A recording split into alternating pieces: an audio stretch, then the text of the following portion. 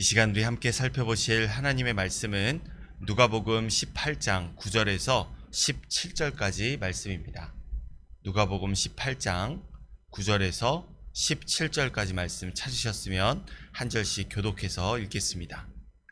또 자기를 의롭다고 믿고 다른 사람을 멸시하는 자들에게 비유로 말씀하시되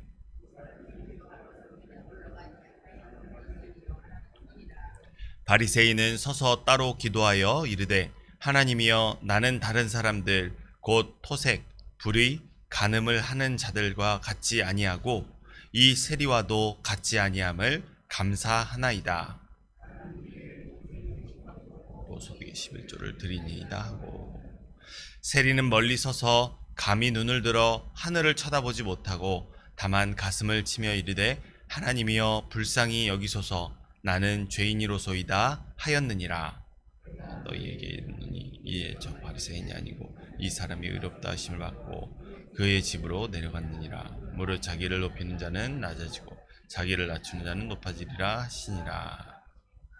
사람들이 예수께서 만져주심을 바라고 자기 어린 아이를 데리고 오매 제자들이 보고 꾸짖거늘 어린 아이를 불러 가까이 하시고 이르시되 어린 아이들이 내게 오는 것을 용납하고 금하지 말라. 하나님의 나라가 이런 자들의 것이니라. 함께 읽겠습니다. 내가 진실로 너희에게 이르노니 누구든지 하나님의 나라를 어린아이와 같이 받들이지 않는 자는 결단코 거기 들어가지 못하리라 하시니라. 아멘. 할렐루야. 오늘도 사모하는 마음으로 나와 말씀으로 인도하시는 주님의 음성 듣고 기도하며 주의 길을 향해 믿음으로 나아가기를 원하시는 모든 성도 여러분들 가운데 하나님 나라에 합당한 자라 칭하시는 하늘의 은혜가 함께하는 이 시간 되시기를 간절히 소원합니다. 오늘 이 본문의 말씀을 통해 낮은 자를 높이시는 하나님이라는 제목으로 함께 주님의 말씀 듣고 기도하는 시간 되기를 원합니다. 어제 우리는 본문 말씀을 통해 우리 하나님께 기도하는 성도의 자세가 끝까지 포기하지 않는 성품으로 하나님의 기쁨이 되기 위하여 기도하는 것이라는 사실을 함께 배울 수 있었습니다. 바로 이러한 기도에 대한 경각심을 일깨우는 말씀이 어제 살펴본 본문의 과부와 불의한 재판장의 비유였다면 그 주제를 이어받아 오늘 본문의 말씀은 바리새인과 세리가 기도하는 모습을 비유로 전하며 과연 어떤 사람이 하나님 나라에 합당한 자로 여겨지는 올바른 기도를 하는 사람인지에 대해서 우리에게 가르쳐 줍니다.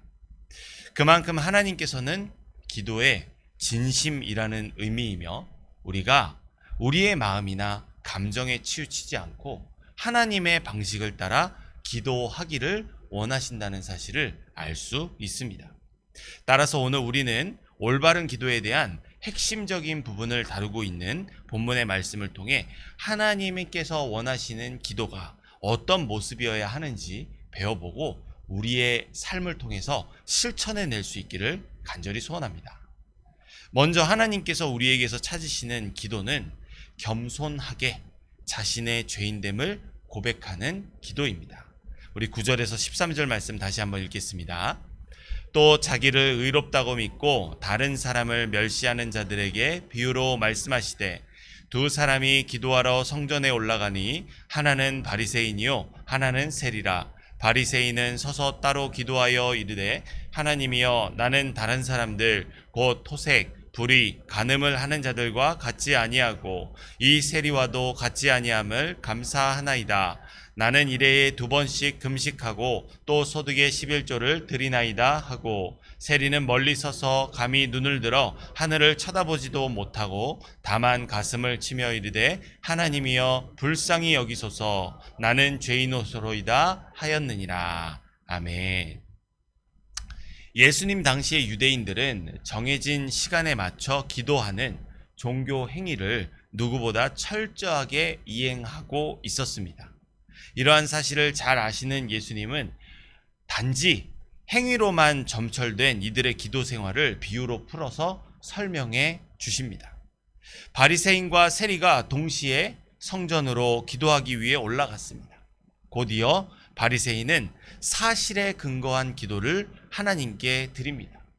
실제로 바리새인을 비롯한 유대 종교 지도자들은 토색하거나 불의하거나 간음하지 않습니다. 또한 종교력에 따라서 1회에 2번씩 금식하고 11조를 드리는 것도 사실입니다.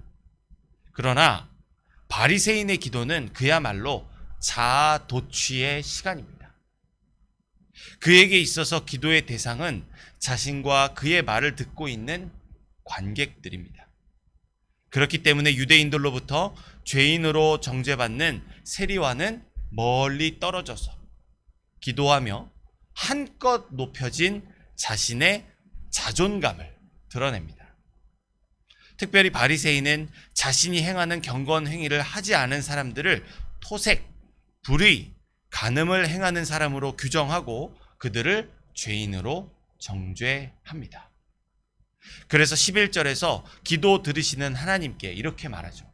이 세리와도 같지 아니함을 감사하나이다. 이처럼 바리새인은 자신의 행위를 자랑하고 다른 사람에게 피해를 주지 않은 것으로 자랑하며 자신을 은연중에 높이고 있다는 사실을 잘 알 수 있습니다. 그렇다면 세리의 기도는 어떻습니까? 13절에서 전하는 것처럼 그도 바리새인처럼 다른 사람들로부터 떨어져서 기도하기는 마찬가지입니다.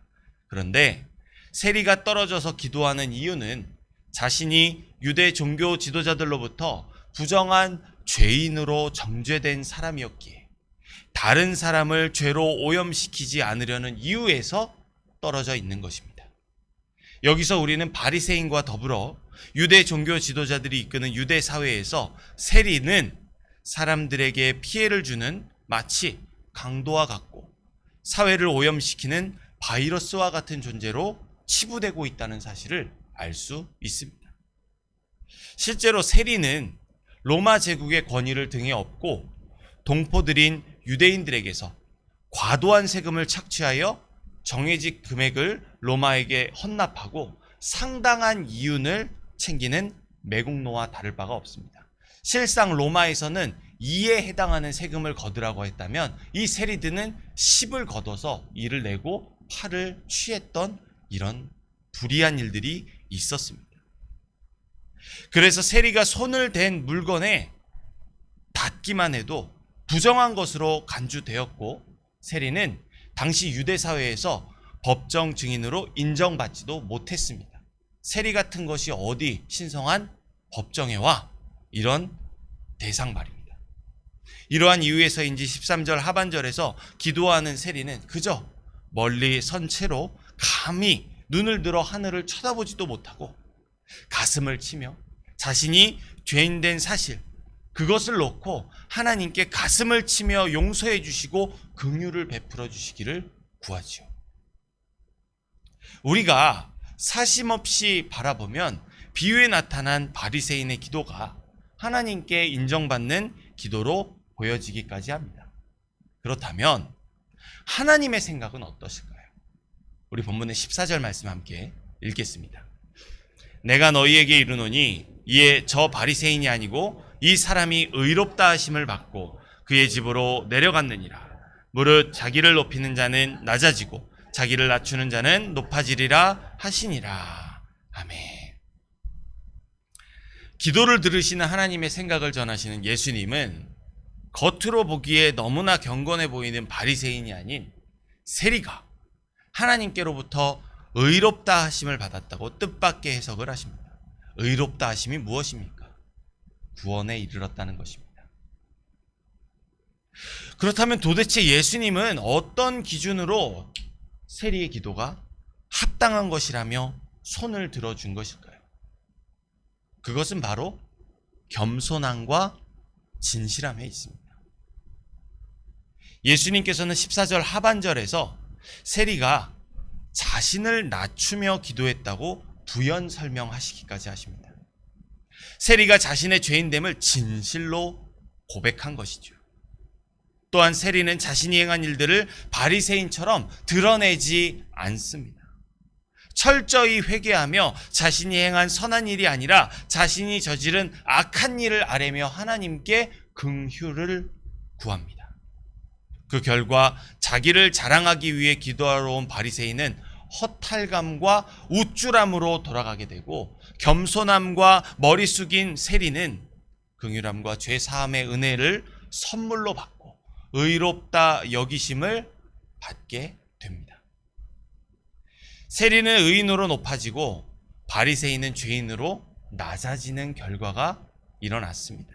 그야말로 나중된 자가 먼저 되고 먼저 된 자가 나중된 것입니다. 예수님은 죄인을 구원하시기 위해 이 땅에 오신 구원자이시기에 하나님 나라에 합당한 사람은 죄인이지요. 간절히 구원자 예수님께로 나아가는 바로 그 죄인. 주여 나를 불쌍히 여기소서. 불쌍히 여기소서. 다윗의 자손 예수여 나를 불쌍히 여기소서. 그 마음 말입니다. 그것이 자신을 죄인으로 낮추며 끈질기게 기도하여 죄 사함의 은혜를 받고 의인으로 여김받기를 원했던 세리의 자세였습니다. 이처럼 하나님께서는 겸손하게 자신을 돌아보고 자신의 죄인됨을 인정하고 고백하는 진실한 기도를 듣기 원하십니다. 우리는 예수님을 믿어 의롭다 칭함을 받은 그리스도인으로 거듭났지만 본질상 진노의 자녀라는 사실을 결코 잊어서는 안 됩니다. 하나님께서는 우리 스스로가 죄인이라는 사실을 겸허하게 인정하기를 원하십니다. 그렇다면 우리의 기도에 결코 빠져서는 안 되는 절대적인 부분이 결국 겸손하고 진실된 회개라는 사실을 우리는 분명하게 알 수 있죠. 이렇게 하나님께서 기쁘시게 받으시는 올바른 기도는 자신의 죄인됨을 고백하며 하나님의 긍휼을 바라는 것으로부터 시작된다는 사실을 우리는 반드시 기억하고 실천해야만 합니다. 그리고 하나님께서 우리에게서 찾으시는 기도는 반드시 우리가 하나님의 자녀됨을 고백하는 기도입니다. 첫 번째가 무엇이었습니까? 주님의 은혜를 구하고 죄 사함을 구하기까지 내가 죄인이라는 사실을 고백하는 것이었다면, 두 번째, 내가 하나님의 자녀라는 것을 고백하는 것이 필요합니다. 우리 15절에서 17절 말씀 함께 읽겠습니다. 사람들이 예수께서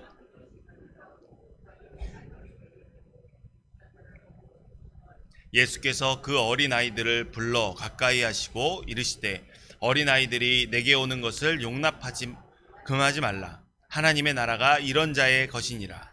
내가 진실로 너희에게 이르노니 누구든지 하나님의 나라를 어린아이와 같이 받아들이지 않는 자는 결단코 거기 들어가지 못하리라 하시니라. 아멘.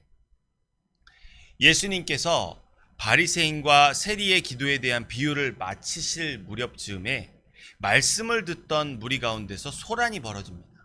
그 이유는 어린 자녀를 둔 부모들이 예수님께서 자신들의 자녀를 만져주시기 바라는 마음으로 군중들 틈 바구니를 뚫고 예수님께로 다가가고 있었기 때문입니다. 잠시만요. 군중들을 가로지르면서 아이들을 끌고 가고 있던 그러한 모습 말입니다.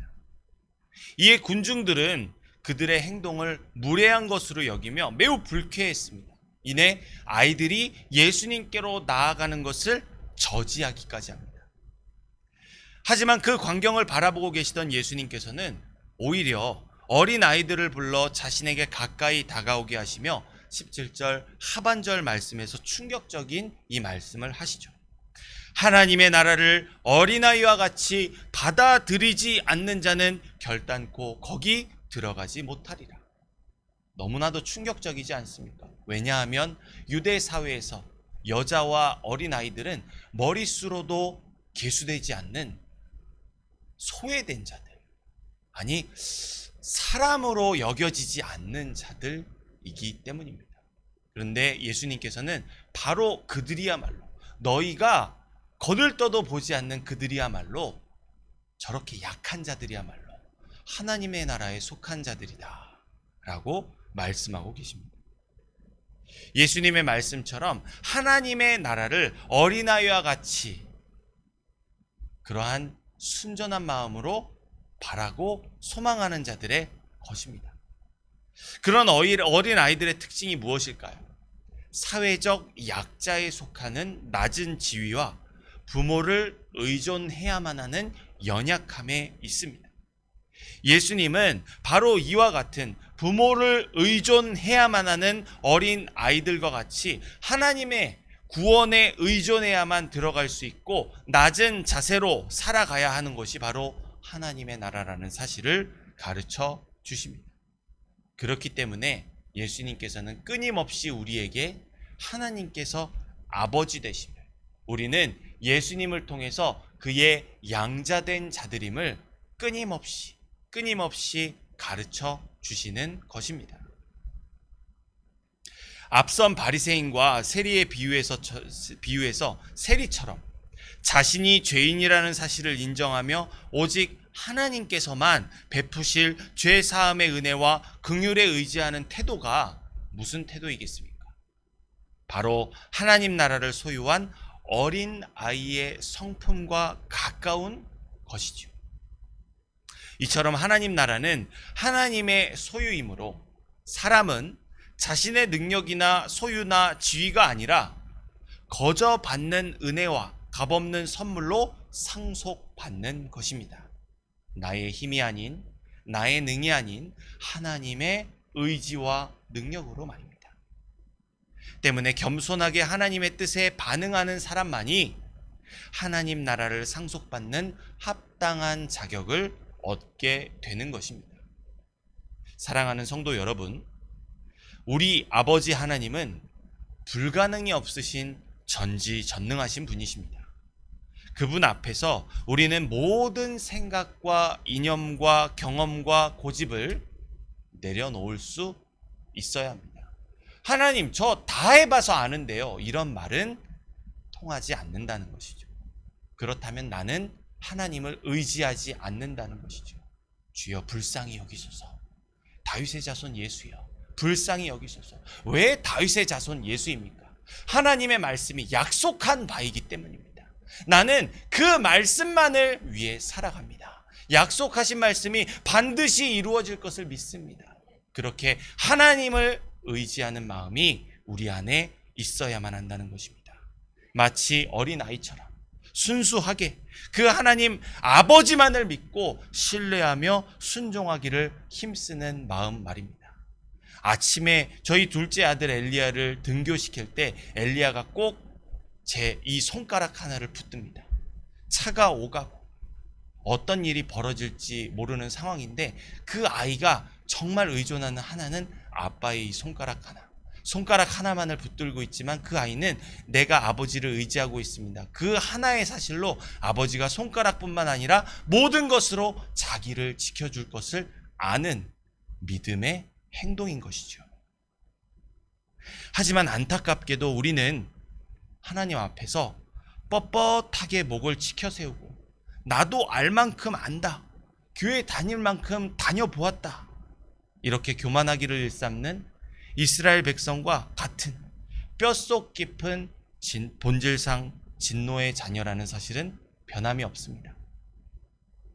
그러나 동시에 우리는 십자가에서 피 흘려 죽기까지 아버지 하나님의 온 인류를 구원하기 원하신 기쁘신 뜻에 순종하신 구원자 예수님을 믿음으로 거듭난 그리스도인들입니다. 그러므로 우리는 매 순간 영적 교만의 유혹을 물리치고 하나님의 기쁨이 되신 예수님과 같이 전적으로 아버지 되신 하나님만 믿고 따르신 어린아이와 같은 순전한 믿음을 사모해야만 합니다. 그렇게 세상을 살고 세상을 이기신 그분이 우리 안에 있지 않습니까? 나를 죽이고 내 안에 사시는 예수님께서, 이 하나님께서 말씀하신 바를 이루어 주시도록 우리는 간절히 우리 자신을 내려놓고 기도해야만 하는 것입니다.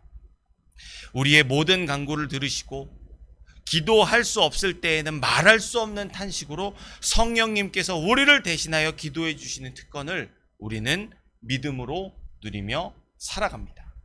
그러나 우리의 목표는 하나님께서 인정하시고 반응하시는 올바른 기도여야만 합니다. 바로 그 올바른 기도의 출발은 나 자신의 죄인됨과 하나님의 자녀됨을 알고 겸손한 자세로 아버지 하나님의 긍휼을 구하는 것입니다. 우리에게 끝까지 은혜 베푸시기를 원하시는 그 주님을 의지하는 것 말입니다. 우리에게 올바른 기도를 가르치시는 예수님의 말씀을 따라 아버지 하나님의 자녀로 선한 목자의 기르는 양답게 자신을 낮추는 올바른 기도하기를 힘쓰며 세상과 사람들의 인정과 칭찬에 목매지 않고 하나님께로부터 의롭다함을 인정받은 자로 살아가기를 힘쓰시는 모든 성도 여러분들 되시기를 간절히 소원합니다.